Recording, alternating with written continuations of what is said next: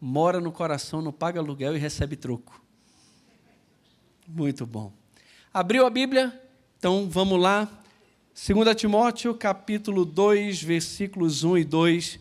Vamos falar um pouco hoje sobre crescimento pessoal e discipulado intencional. A palavra do Senhor diz assim, 2 Timóteo 2, 1 e 2. Tu, pois, filho meu, fortifica-te na graça que está em Cristo Jesus.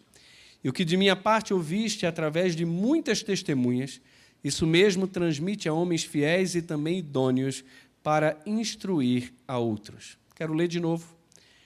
Tu, pois, filho meu, fortifica-te na graça que está em Cristo Jesus.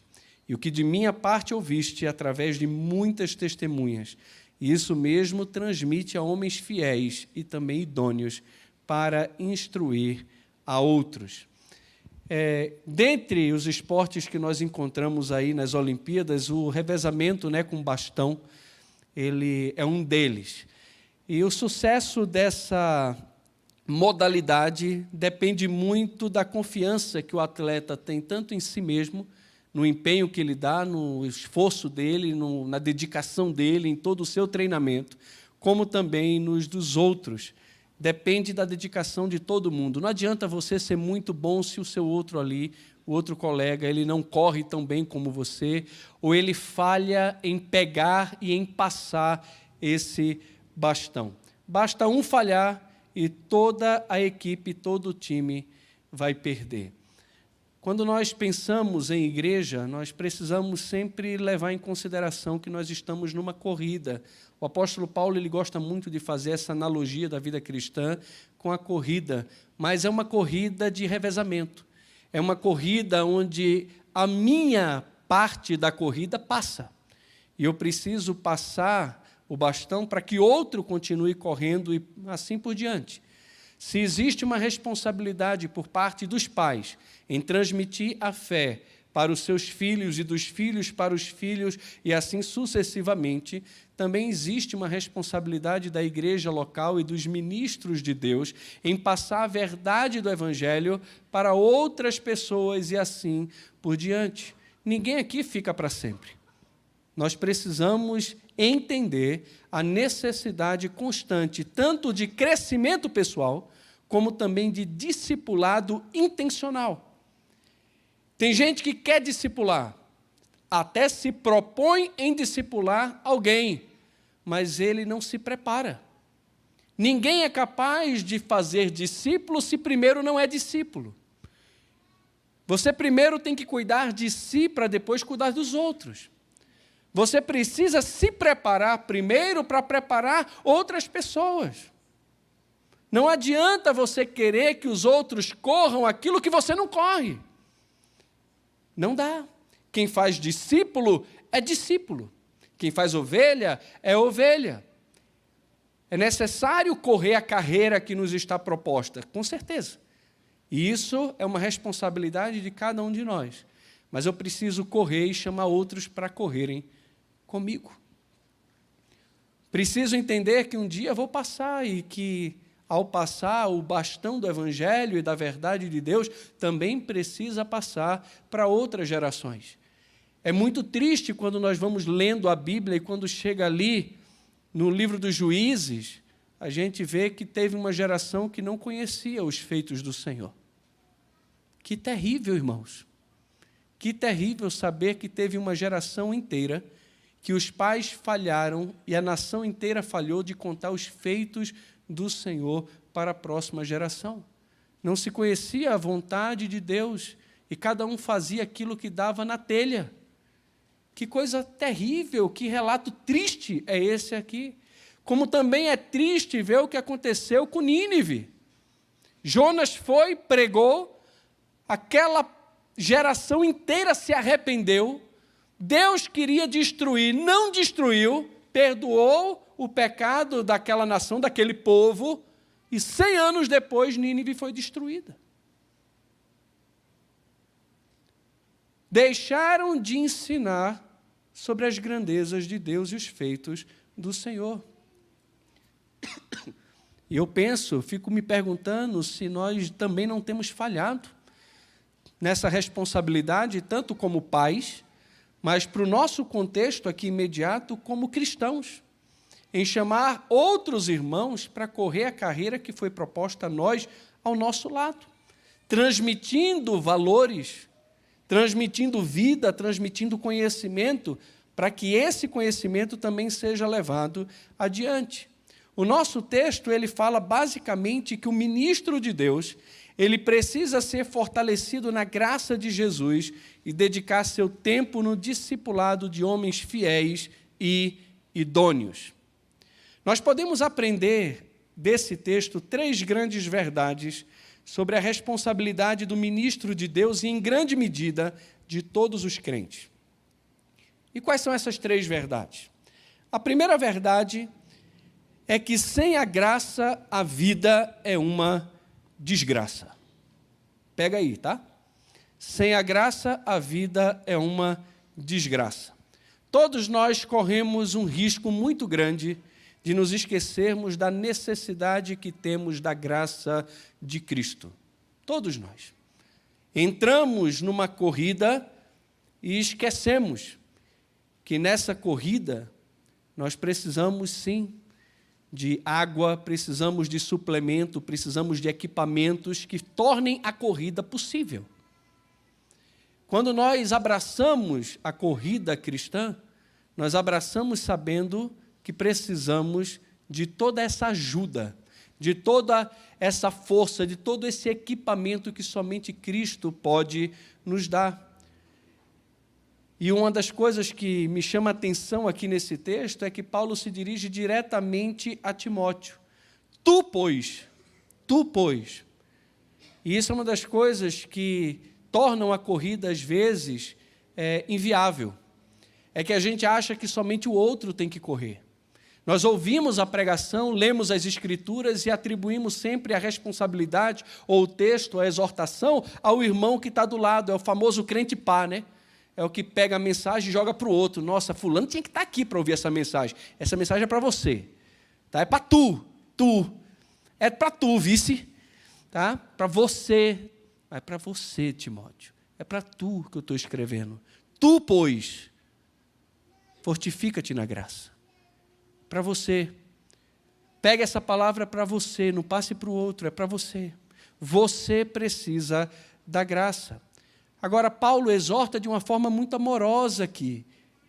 Ele exorta, ele pede a Timóteo para considerar essa exortação como sendo para ele mesmo, pessoal, intransferível, mas ele exorta como um pai a um filho, de forma carinhosa, amorosa.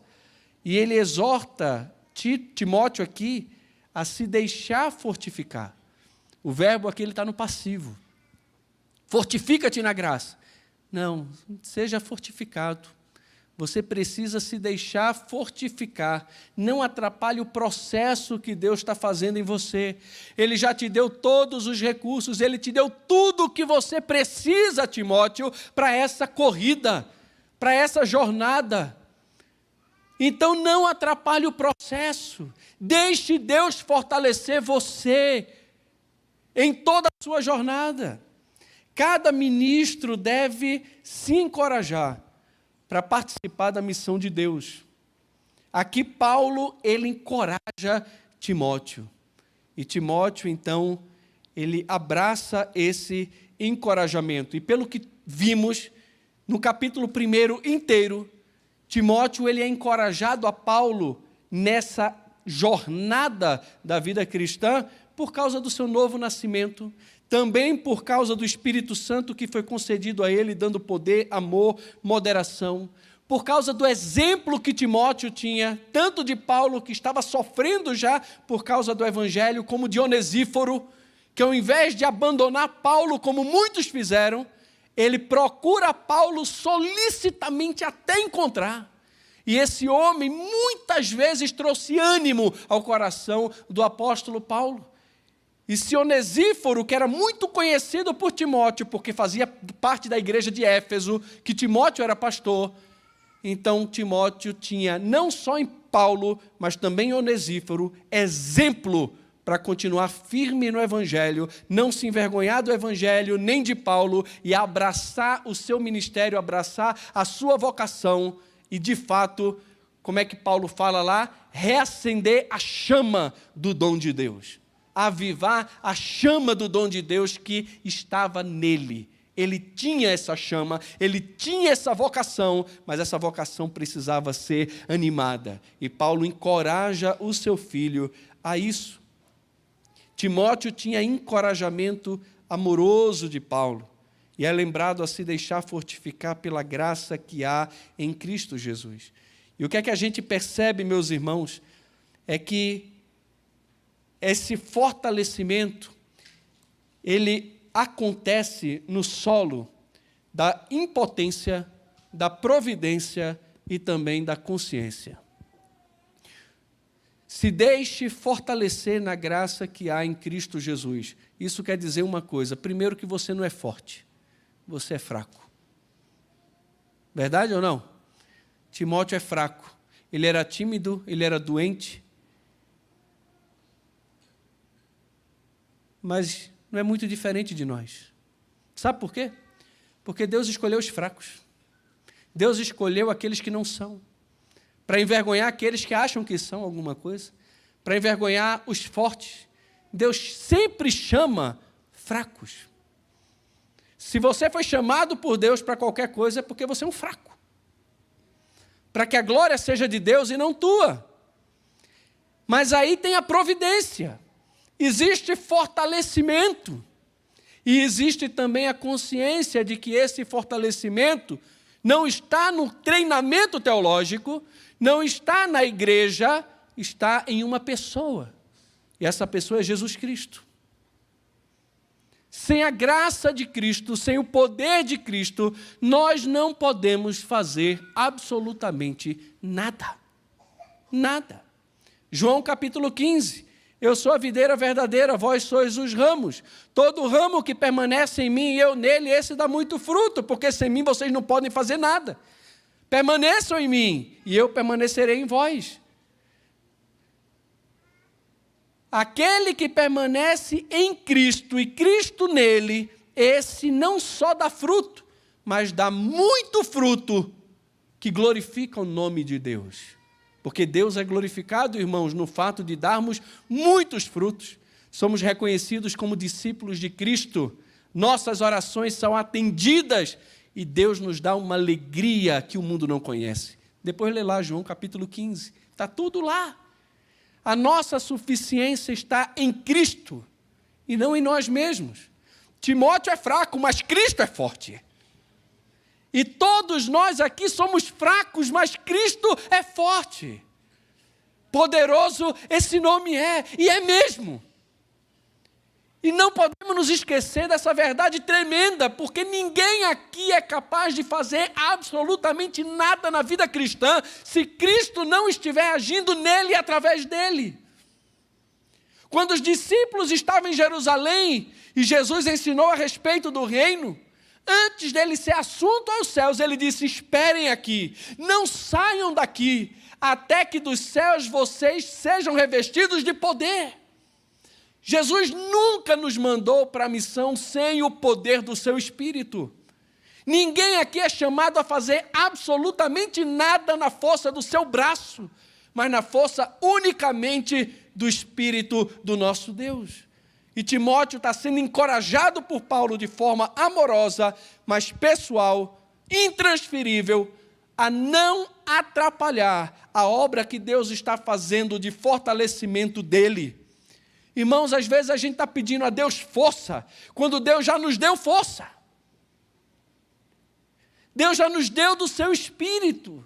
E nós não temos noção do poder de Deus que já está disponível a todos nós. Efésios capítulo 1, quando Paulo ora a partir do versículo 15 em diante, ele não pede para que a igreja receba de Deus poder. Ele pede para que a igreja tenha os seus olhos iluminados para saber a esperança do chamamento, a riqueza da glória da sua herança nos santos e a suprema grandeza do seu poder nos que cremos, segundo a eficácia da força do seu poder, o qual exerceu ele em Cristo, ressuscitando dentre os mortos e fazendo assentar nos lugares celestiais acima de todo principado e potestade, poder e domínio e de todo nome que se possa referir.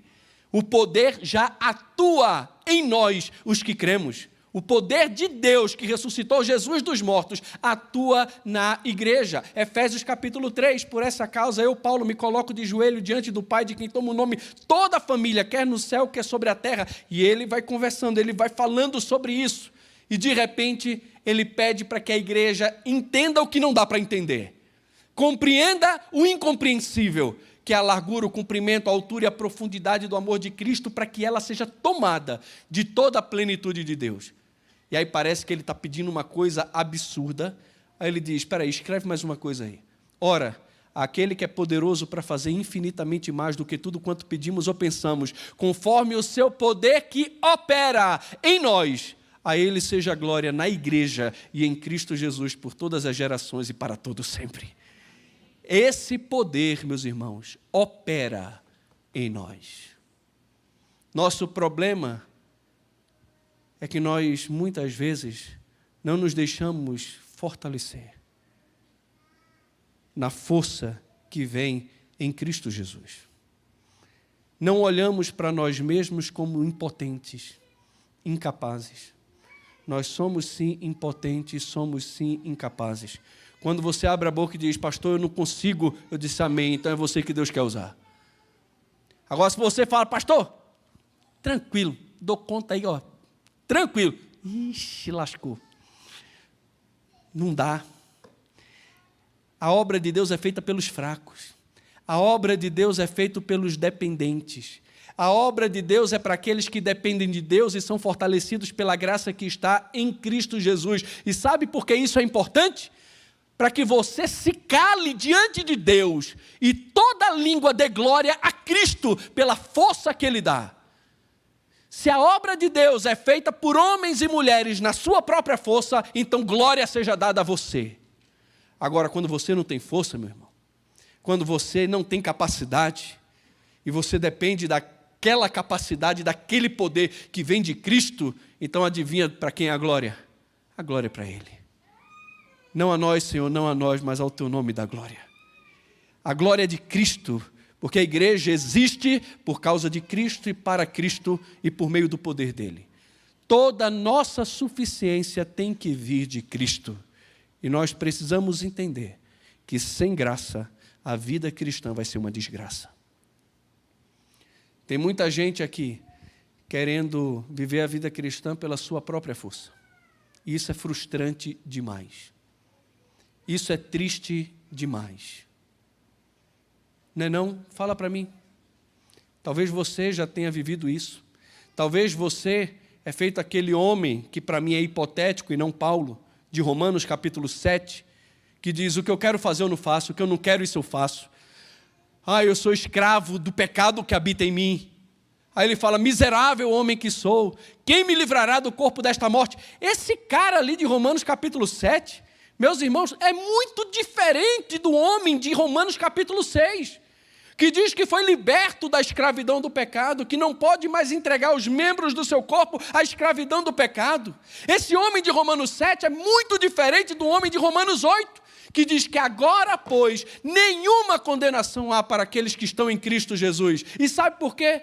Porque o Espírito da vida em Cristo Jesus te livrou da lei do pecado e da morte, porquanto que era impossível a lei no que estava enferma pela carne. Isso fez Deus enviando o seu Filho, em semelhança de carne pecaminosa e no tocante ao pecado, e com efeito condenou Deus na carne o pecado, para que o preceito da lei se cumprisse em nós, que não andamos segundo a carne, mas andamos segundo o Espírito. Porque o penhor da carne dá para a morte, mas do Espírito para a vida e paz. Quem tem o Espírito de Cristo tem vida e paz. Quem tem o Espírito de Cristo agrada a Deus, porque é conduzido pelo Espírito. Agora, quem não tem o Espírito de Cristo, quem anda no penhor da carne, ele não pode agradar a Deus. Não é questão de não consegue, ele não pode agradar a Deus. Porque não está sujeito à lei de Deus e nem mesmo pode estar. Mas se o Espírito de Cristo habita em nós, meus irmãos, então nós somos de Cristo. Se o Espírito de Cristo habita em nós, Então, pelo poder dele, eu posso fazer os feitos do corpo e experimentar a vida. Se o Espírito de Cristo habita em nós, então eu tenho um espírito de adoção no qual eu clamo, Abba, Pai. Eu não tenho mais espírito de escravidão para viver atemorizado, mas eu tenho um espírito de adoção que me guia, que me faz vencedor e vitorioso sobre o pecado. Perfeito? De jeito nenhum. Mas em santificação progressiva, constante e crescente. Esse poder que atua em nós nos faz, sim, viver uma vida cristã vitoriosa e abençoadora. Abrace a graça de Deus. A vida sem a graça é uma desgraça. Não queira viver a sua vida cristã pelas regrinhas, pela lei. Isso não dá certo e você sabe disso. Não adianta somente conhecer lei. Não adianta só conhecer regra. Tem que conhecer a graça, tem que conhecer o amor insondável de Deus que está em Cristo Jesus. Porque estamos na graça e não na lei, é que nós podemos sim viver uma vida de santificação. Sabe por quê? Porque essa graça, esse amor constrange. Essa graça impele a gente a querer viver para Deus. É o amor que é poderoso, meus irmãos. É o amor que me impele a querer viver para Ele, a fazer as coisas para Ele. O amor não existe medo. O amor lança fora o medo. O amor se entrega, se sacrifica, se doa. Esse foi o amor de Cristo por nós. Esse é o nosso amor por Ele. O Senhor se deu por mim, eu me dou por Ele. Isso é o poder da graça que fortalece o coração de todos os cristãos. Todos os cristãos. Calvino disse que a graça de Deus é a fonte de toda a nossa força, pois sem ela não podemos fazer nada. Tim Keller disse que a graça de Jesus é a manifestação do amor divino, que nos fortalece e nos capacita a viver uma vida plena e abundante em Cristo. E isso é verdade. A outra verdade, meus irmãos, que encontramos no nosso texto, é que sem conhecimento não há treinamento. A assimilação sempre virá antes da transmissão. Aqui nós temos o professor, o aluno, o currículo e a formatura. O professor é Paulo. O que da minha parte ouviste? Esse homem é um homem extraordinário, incansável pregador do Evangelho. Pregador, apóstolo e mestre, do bom depósito que Cristo confiou a ele. E como vimos hoje de manhã, um pregador incansável. Durante o tempo que ele teve em Creta, junto com Tito, ele plantou igrejas em várias cidades naquela ilha. E a gente vê no livro de Atos como era a vida do apóstolo Paulo. Ele ia na sinagoga, ele pregava a Cristo. Ele saía da sinagoga, ia para a praça e ali ele pregava a Cristo. Ele não deixava de pregar. Em Atos, quando Paulo chama os presbíteros de Éfeso, quando ele está lá em Mileto, e ele começa a falar aqueles presbíteros, ele diz, vocês sabem como noite e dia, todos os dias eu não cessei de instruir vocês. Olha o que ele está dizendo. Todos os dias, manhã e noite, ele não deixava de instruir aquela igreja. Esse homem era um homem incansável na pregação do Evangelho. E o que é que ele passou para frente? Qual era a parte dele? Era o depósito que ele havia recebido de Cristo. Foi o Evangelho que ele recebeu do próprio Senhor Jesus, de acordo com Gálatas capítulo 1. Jesus deu o Evangelho a Paulo, e Paulo transmitiu esse Evangelho a Timóteo e várias outras pessoas. E Timóteo ouviu o ensinamento. O que da minha parte ouviste? Você ouviu. E não ouviu sozinho. Tem testemunhas que sabem que você ouviu aquilo que eu ensinei. Se todos nós aqui queremos obedecer a Deus, transmitindo o conhecimento, então é necessário que sejamos bons alunos, bons ouvintes da palavra de Deus. Talvez você esteja aqui agora ouvindo, por exemplo, uma mensagem, não só essa, mas outras também, e você está aqui, mexe no celular e você se dispersa e você começa a pensar em outra coisa e, de repente, você está aqui ouvindo, mas não está ouvindo. Tem ouvido, mas não ouve. Tem ouvido, mas não ouve. O autor aos Hebreus, quando escreve aquela igreja, fala, olha, já era tempo de vocês serem mestres e novamente é necessário que alguém vos ensine os princípios elementares dos oráculos de Deus. Não é possível, vocês não entendem, vocês não ouvem, vocês não estão prestando atenção. Ouça. Timóteo ouviu. E o currículo é o quê? É isso mesmo. Isso mesmo, que da minha parte ouvisse. Isso mesmo. Não adultere aquilo que você ouviu. É o que ouviu que você deve transmitir. E a transmissão é a formatura. A transmissão quer dizer que a pessoa está apta para poder levar adiante aquilo que foi passado. Passado por Cristo para Paulo, de Paulo para Timóteo, e Timóteo agora para outras pessoas, para outros homens. E da mesma forma nós também precisamos de um professor que nos ensine aquilo que sabe. Precisamos estar atentos, com ouvidos atentos à verdade, precisamos identificar o que está sendo ensinado. Isso vem dos apóstolos ou não vem dos apóstolos? Porque a igreja cristã, ela é edificada sobre o fundamento dos apóstolos. Tem uma turminha aí que só quer ler os evangelhos. E dos evangelhos, só aquilo que está em letra vermelha. Não são as palavras de Jesus. Já ouviu isso? Já ouviu? Aquilo que parece muito duro, fala, não, mas isso aí não tem o Espírito de Jesus. Isso é do inferno, meu irmão. Isso é do inferno. Foge disso. Repreende isso. Porque Jesus chamou os apóstolos e deu o evangelho aos apóstolos, e a igreja é estabelecida sobre o fundamento dos apóstolos. Então, aquilo que os apóstolos ensinaram para a igreja, é isso que devemos ensinar para os nossos filhos e para os outros irmãos. Ninguém tem autoridade para inventar mensagem nenhuma. Deus tem compromisso com a palavra dele, não com palavra de pastor, professor de escola dominical e doutor nenhum. Ele tem compromisso com a palavra dele. Se aquilo que está sendo transmitido é o evangelho, então isso aqui eu passo para frente. Se aquilo que está sendo transmitido não é o evangelho, eu preciso identificar, repreender, refutar, e se for necessário, falar, tchau, estou fora. Porque isso aqui não é igreja. A igreja do Senhor Jesus é estabelecida sobre o fundamento dos apóstolos. Atos capítulo 2, versículo 42 em diante, diz que aqueles que foram salvos estavam sempre juntos, perseveravam unânime em oração, no partir do pão, nas orações, em cada alma havia temor, louvor, adoração, mas todos eles perseveravam na doutrina dos apóstolos. Paulo diz, é o que você ouviu de mim, que você deve transmitir. Isso mesmo, transmite. Jesus vai dizer em João que aquele que ensina outra doutrina que não vem de Deus busca glória para si. O pregador não tem glória nenhuma, porque a única coisa que ele faz é transmitir uma mensagem que já foi dada para ele. É isso. Não tem que fazer nada. Abre o texto, lê o texto, explica o texto, aplica o texto e vai embora para casa dizendo, sou um servo inútil, não fiz mais do que eu devia. É essa a ideia. Existe uma mensagem que deve ser pregada. 2 Timóteo 4, a gente vai chegar lá, Paulo chega para Timóteo e diz, olha, prega a palavra.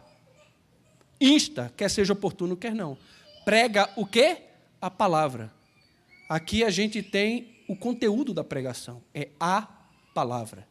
É isso mesmo que você ouviu de mim. É isso que você tem que transmitir. E o processo de transmissão da mensagem, como a gente vê aqui, é de Cristo para Paulo, depois de Paulo para Timóteo, depois de Timóteo a homens e de homens a homens. Tem que passar. Tem que passar.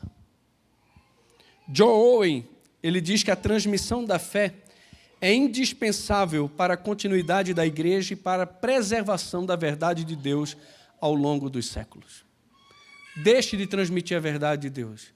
Distorça o evangelho. Tire algo do evangelho, acrescente algo ao evangelho e uma geração inteira pode se perder. É necessário transmitir a fé, indispensável para a continuidade da igreja e a preservação da verdade de Deus ao longo dos séculos. Sempre a igreja precisa, em algum momento, parar e reavaliar a sua própria pregação, a sua própria fé, para saber se de fato ela está alinhada com a palavra de Deus, com o conteúdo apostólico ou não. Foi daí que veio a reforma. E tem uma máxima da reforma protestante, é que a igreja reformada sempre se reformando. Sempre. Não deu tempo da reforma tratar todos os assuntos que envolvem a nossa fé. Nós precisamos constantemente olhar para as Escrituras e ver o que a Escritura fala a respeito dos diversos assuntos. Porque é isso mesmo que nós devemos transmitir. Não outra coisa, mas a palavra de Deus. Terceira verdade, aqui, meus irmãos, é que fidelidade e idoneidade é fundamental para a continuidade desse processo. Nós temos aqui a ideia da necessidade de fortalecimento na graça que há em Cristo Jesus. Há, sim, uma necessidade, como nós vimos, de conhecimento para a transmissão. Não adianta eu só querer transmitir se eu não conheço. Tem gente que quer ter o cargo de mestre, mas não quer pagar o preço para ser mestre. Tem gente que quer ter o status de discipulador, mas não quer pagar o preço de conhecer, de estudar, de viver uma vida íntegra diante de Deus, de ouvir o que os apóstolos ensinaram, ler as Escrituras e aprender realmente o que está ali na palavra de Deus. E para que haja continuidade em todo esse processo de discipulado e de transmissão da verdade, de geração após geração, fidelidade e idoneidade são fundamentais. Sem dedicação e idoneidade, nunca teremos continuidade. Aqui a dedicação, tanto por parte de Timóteo, como também de outros homens. E dedicação, no sentido de transmissão. O que você ouviu de mim, isso mesmo transmite. E aqui, meus irmãos, dá a ideia de ação contínua. Esse é o ministério do ministro de Deus, é transmitir a verdade o tempo inteiro. Tem a ver com a pregação da palavra, tem a ver com o discipulado, tem a ver com a instrução, e esse tem a ver, na verdade, com o grande ministério da igreja. O Senhor Jesus, depois que ressurgiu, apareceu para os seus discípulos e diz: toda autoridade me foi dada nos céus e na terra. Ide, portanto, e fazei discípulos de todas as nações, batizando-os em nome do Pai, do Filho e do Espírito Santo, ensinando-os a guardar todas as coisas que eu vos tenho ordenado. Eu tenho que fazer o quê? Eu tenho que ensinar a guardar todas as coisas que Ele ordenou. Ok, então eu tenho que ensinar. Para eu ensinar, eu preciso aprender. Eu tenho que ensinar constantemente. A guardar não é um pedaço de nada, é o todo. Todas as coisas que eu vos tenho ordenado. Foi isso que os apóstolos ensinaram e é isso que nós também devemos ensinar em todo o tempo. Todo o conteúdo do Evangelho precisa ser ensinado e não somente aquelas partes que nos agradam. E isso implica em trabalho árduo e isso implica também em fidelidade. Fidelidade. Timóteo envolvia dedicação em transmitir a homens, não a um homem, mas a homens, plural. Isso quer dizer mais tempo na agenda, mais dedicação. Eu falo que a gente vai aprendendo sempre no processo. Como eu me arrependo da gente não ter tido essa classe de doutrina há 12 anos atrás. Que bênção tem sido essa classe de doutrina de poder transmitir aos irmãos que estão chegando a nossa fé, aquilo que nós cremos, como a igreja pensa.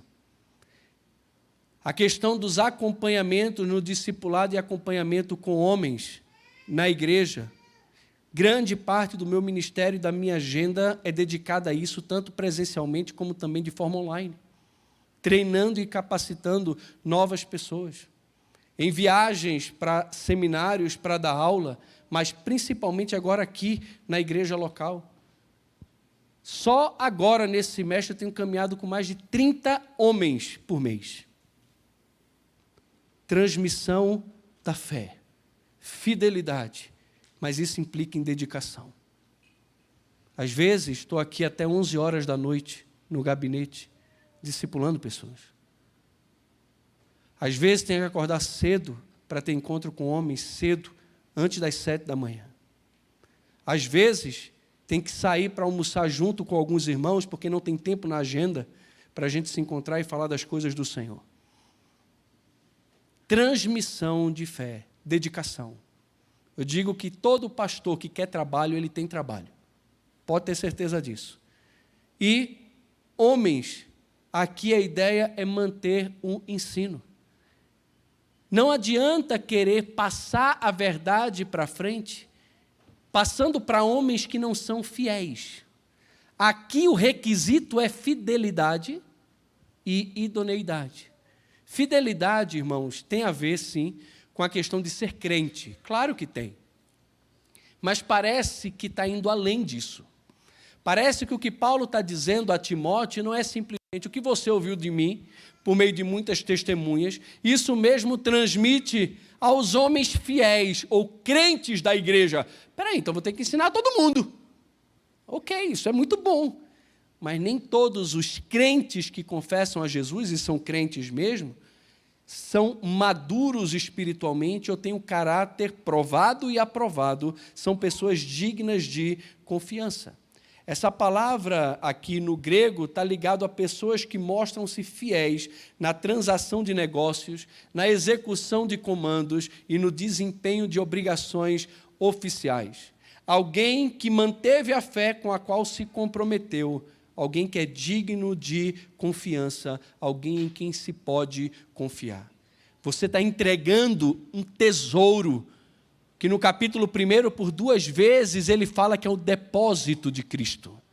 Isso é um tesouro, o Evangelho é um tesouro.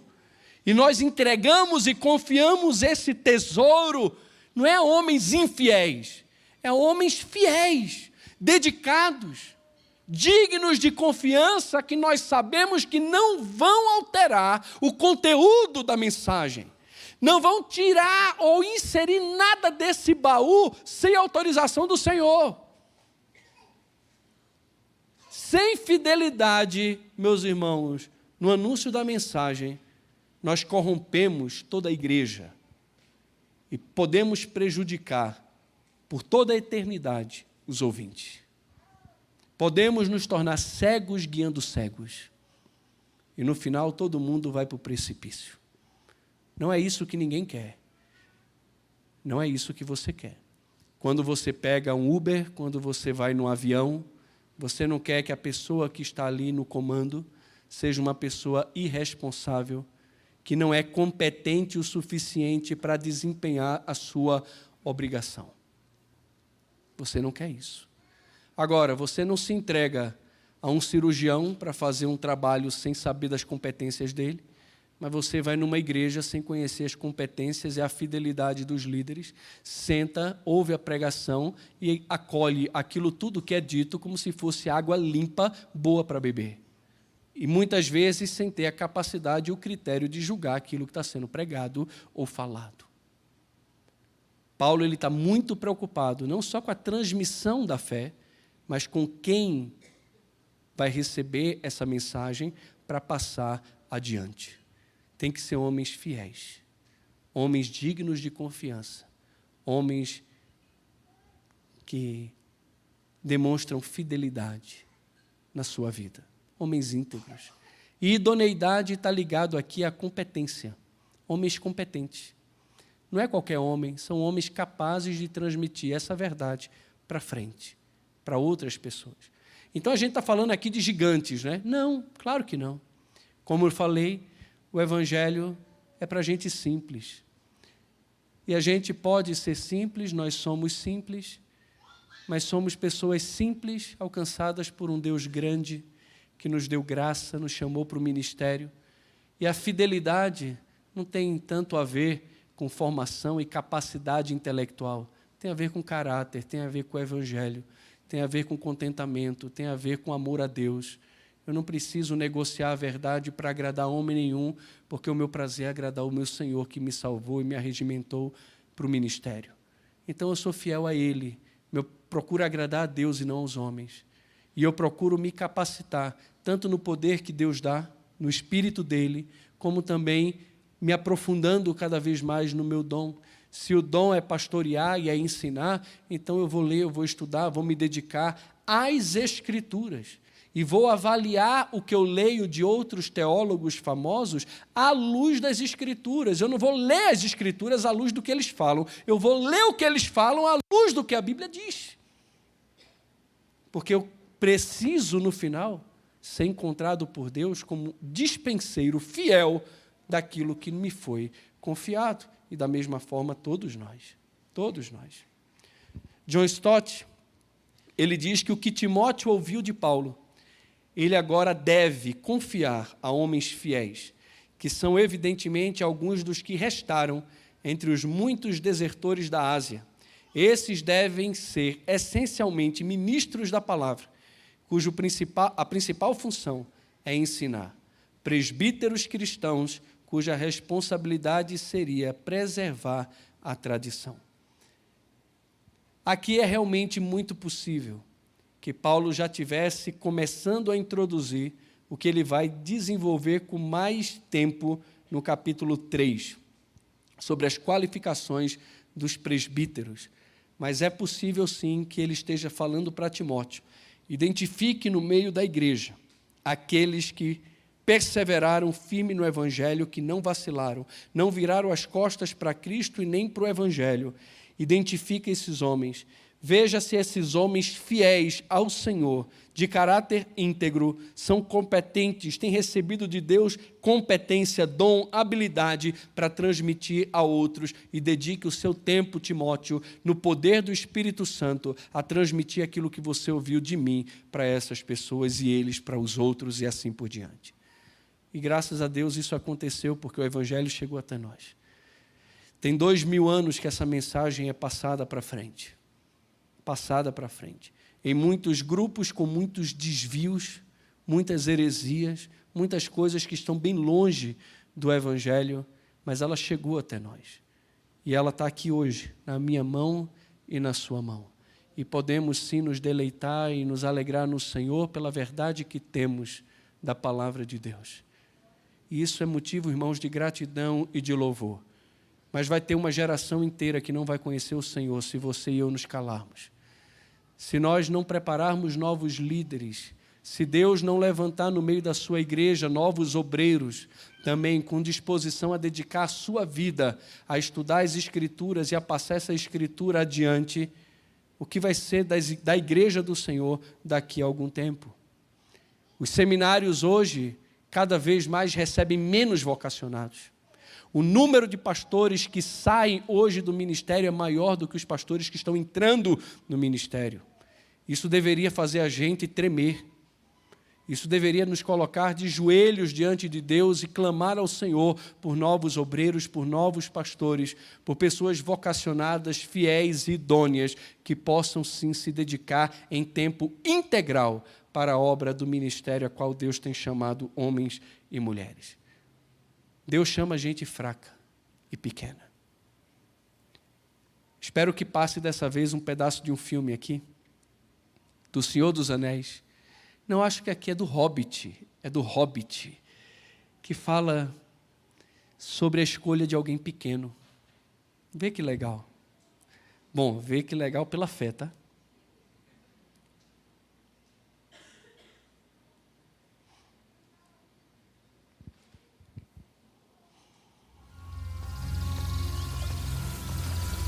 Mithrandir, por que o pequeno? Eu não sei. Saruman acredita que apenas um grande poder pode manter o mal sob controle. Mas não é o que eu descobri. Descobri que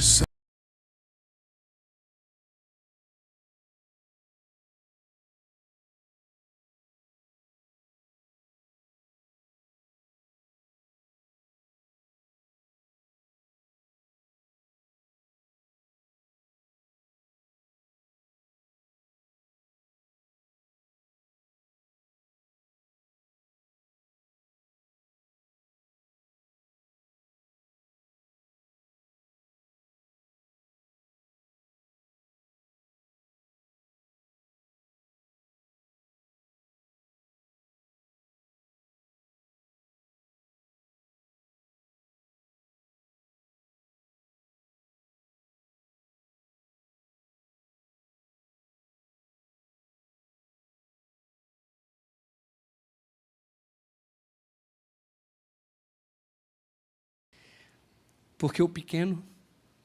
Não sei.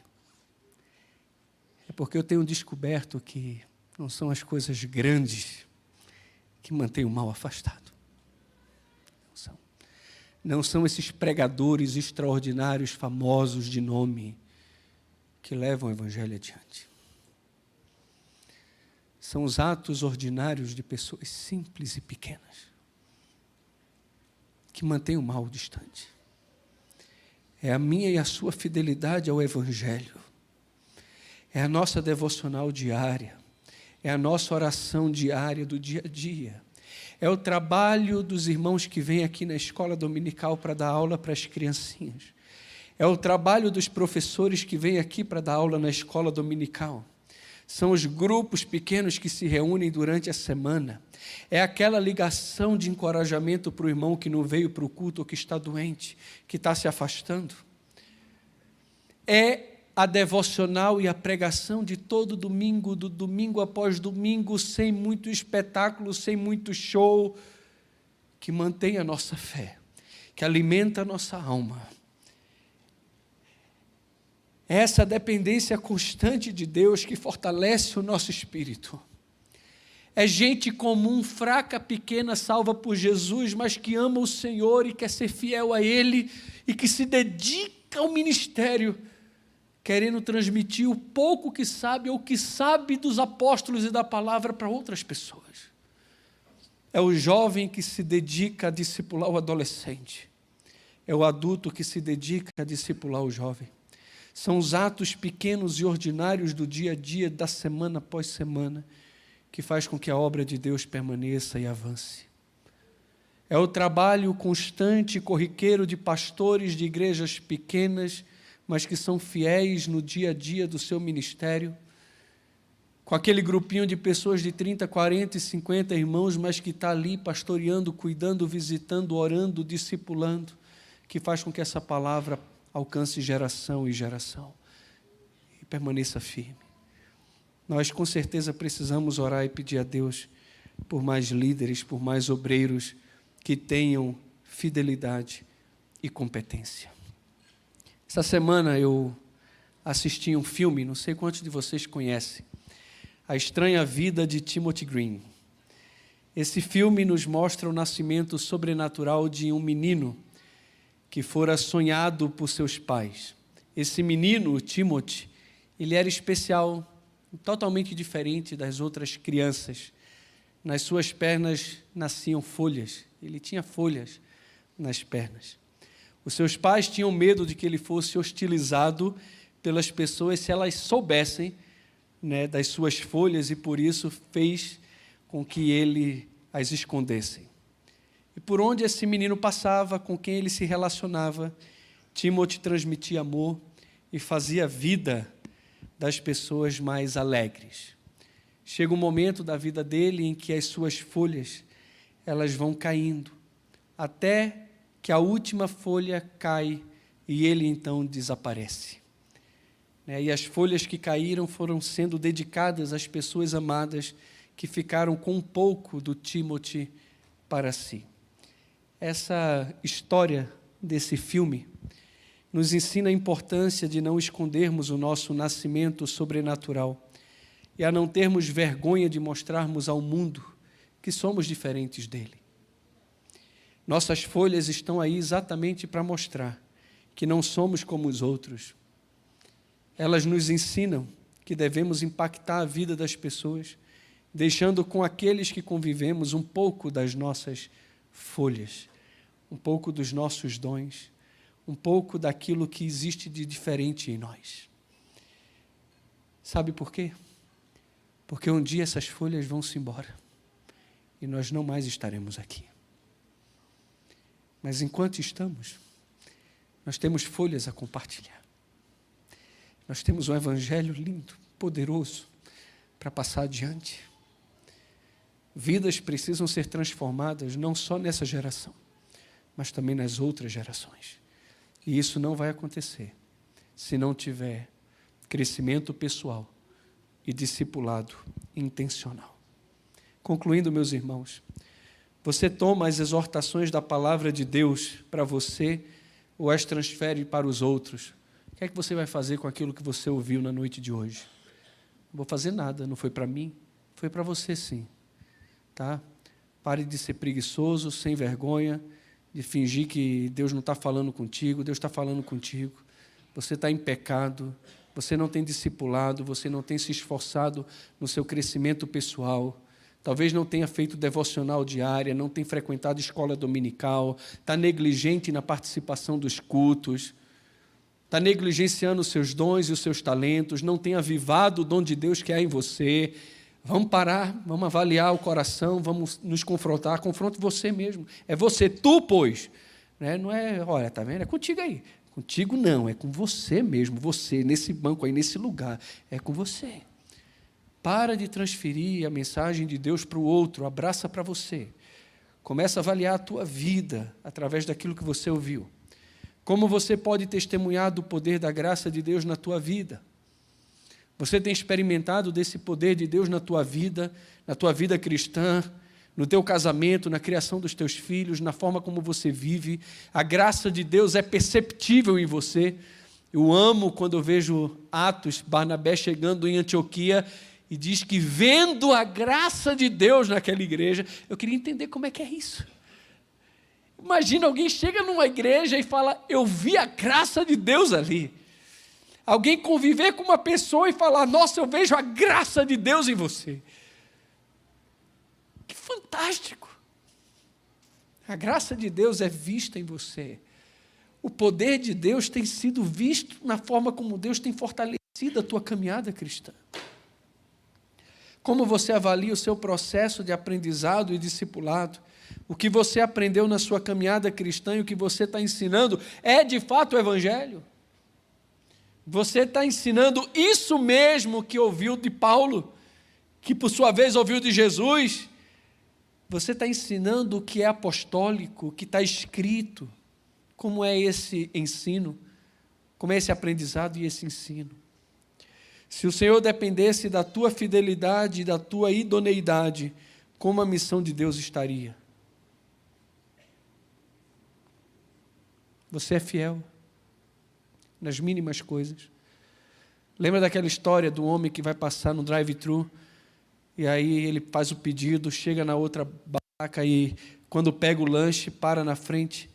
Aí quando abre, ao invés do lanche, era a arrecadação do dia de trabalho daquela lanchonete. E aí o cara chega e diz, não posso ficar com esse dinheiro não é meu. Ele pega e volta na loja e diz, olha, vocês me entregaram o pacote errado. O pessoal chora, fica feliz da vida e disse, não, peraí, espera aqui que eu vou chamar, vou ligar para a rádio, para a televisão.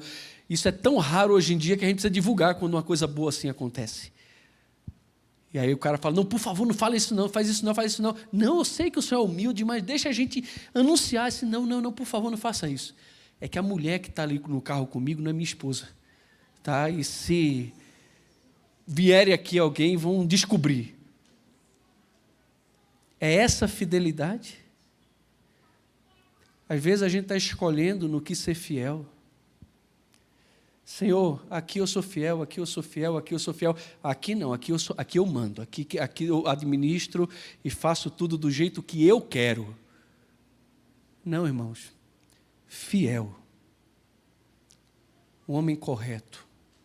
A gente vai ver irrepreensível, que não tem a ver com perfeito.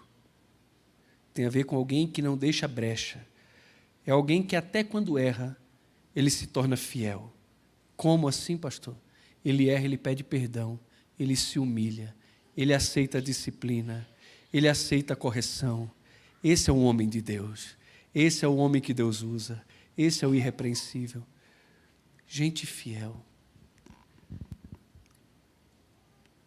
Se a obra de Deus dependesse de você, pensa na nossa igreja local. Se essa igreja dependesse da tua fidelidade em relação à palavra e da tua capacidade de transmitir essa mensagem para outras pessoas, como a nossa igreja estaria daqui a 10, 15 anos?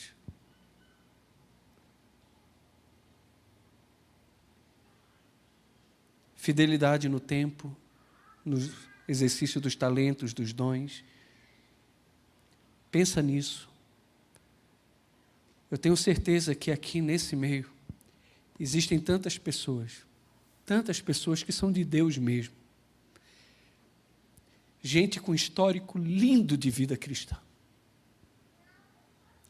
Que por algum motivo se perdeu no caminho. Por algum motivo desanimou. Por algum motivo, aquela característica de fidelidade que era tão marcante na vida daquela pessoa, já não é mais hoje. Aquela busca por capacidade, por competência, aquela busca por Deus, pelo Espírito, para fortalecer e avivar o dom, foi sendo deixada de lado. E hoje já não serve na igreja. Hoje já não discipula, hoje já não aconselha. Tem boas lembranças do passado, mas isso não tem fortalecido e nem impulsionado a viver uma vida para Deus no presente. Eu queria muito desafiar você a não sair daqui como às vezes a gente sai. A gente esquece rapidinho o que ouviu. Ali na cantina a gente começa a bater papo e a gente já esqueceu o que ouviu. A gente entra no carro, vai começando a conversar e a gente esquece do que ouviu. A gente chega em casa e o assunto já muda, o filme já é outro. E a gente já nem lembra mais o que foi falado. Deus está exortando o pastor Eduardo hoje. Filho meu, você mesmo, Eduardo, fortifique-te na graça que há em Cristo Jesus. Você é fraco, eu sou forte, a força está em mim. Tenha consciência disso. Eduardo, busque o conhecimento para transmitir. Olha o que eu deixei para você. Transmite, passa para frente. Você tem ouvido a minha palavra? Você sabe o que está escrito? Transmite. Eduardo, identifica na igreja homens fiéis e idôneos. A igreja não pode morrer com você. A igreja não pode morrer com os presbíteros que hoje são presbíteros. Treine mais gente, prepare mais líderes, para que as gerações futuras conheçam a verdade a respeito do Evangelho. Mas essa palavra não pode ser só para mim, não é possível. Será que Deus só falou comigo hoje? Como é que você vai sair daqui? O que é que você vai fazer diferente? Eu queria que você pensasse nisso. Você pode curvar sua cabeça, colocar sua vida diante do Senhor. Pai querido, em nome de Jesus, obrigado pela Tua palavra. Obrigado, Senhor. Obrigado porque o Senhor nos fez nascer de modo extraordinariamente assombroso, maravilhoso, espiritual. Estávamos mortos e o Senhor nos deu vida.